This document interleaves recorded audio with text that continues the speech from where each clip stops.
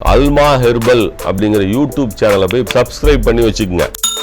அமுக்கரான் கிழங்கு என்பது புற மருத்துவமாகவும் பயன்படுகிறது, அக மருத்துவமாகவும் பயன்படுகிறது.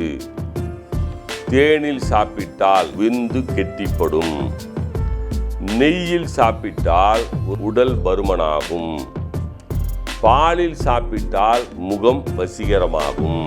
பவுடர் முட்டை வெள்ளை கருவை கலந்து மூட்டுகளில் வலியுள்ள இடங்களில் பற்று போட்டு வந்தால் மூட்டு வலி போகும். அதை இந்தியாவின் வயகரா என்று சொல்வார்கள். அஸ்வகந்தா அப்படின்னு சொல்லிட்டு இப்போ ஆண்மை குறைக்கு ரொம்ப நல்லது. அமுக்குரான் கிழங்கு தமிழில் அதுக்கு பேர் என்ன? அமுக்குரான் கிழங்கு. இந்த அமுக்கரான் கிழங்கில் நாட்டு அமுக்கரான் கிழங்கு, சீமை அமுக்கரான் கிழங்கு இரண்டு இருக்கிறது. தமிழ் மருத்துவத்தில் நாட்டு அமுக்கரான் கிழங்கு தான், நாட்டு அமுக்கரான் கிழங்கு. மானாவாரி நிலங்களில் அது விளையும். ஏன்னா நல்ல இப்போ பெரிய பெரிய கிழங்குகள் மாதிரி இருக்கும்.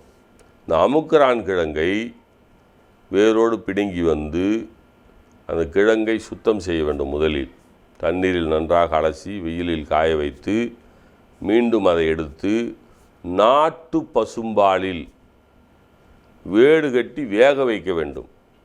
வேக வைத்து அதன் பிறகு அதை சூரிய ஒளியில் நன்றாக காய வைத்து அதன் பிறகு மாவாக அரைத்து அதை உள்ளுக்கு தேனில் சாப்பிட்டால் ஒரு நன்மை கிடைக்கும்.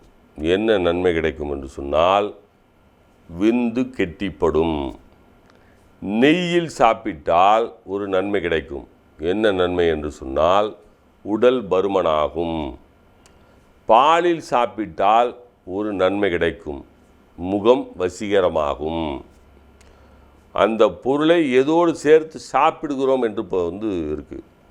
முட்டையை கலந்து அந்த அமுக்கரான் கிழங்குடைய பொடி இருக்கிறதல்லவா, பவுடர், முட்டை வெள்ளை கருவை கலந்து மூட்டுகளில் வலியுள்ள இடங்களில் பற்று போட்டு வந்தால் மூட்டு வலி போகும்.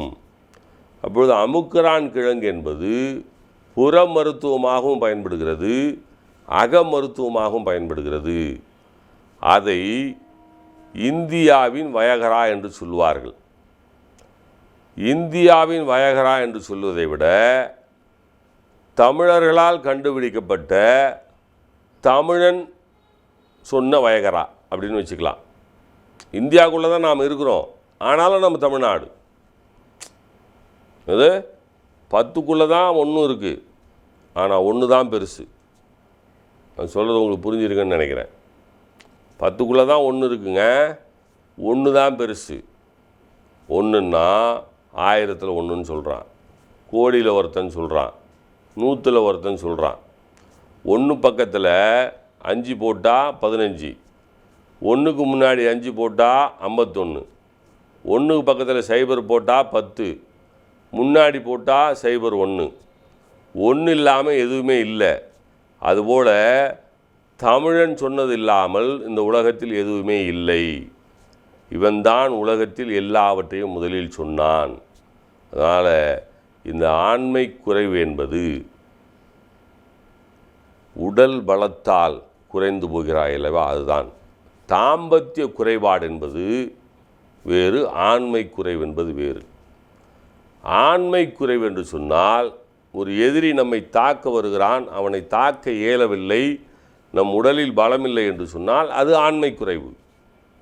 ஆனால் தாம்பத்திய குறைபாடையே ஆண்மை குறைவு என்கின்ற ஒரு வார்த்தையை போட்டு சிதைத்து விட்டார்கள்.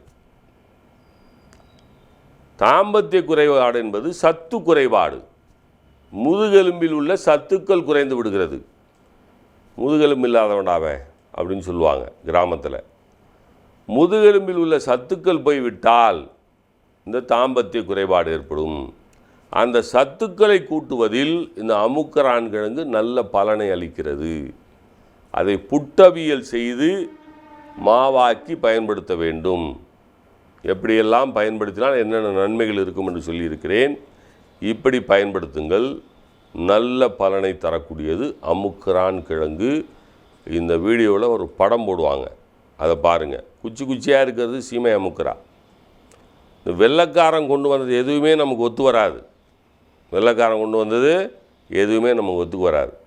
நம்மக்கிட்ட இருக்கிறது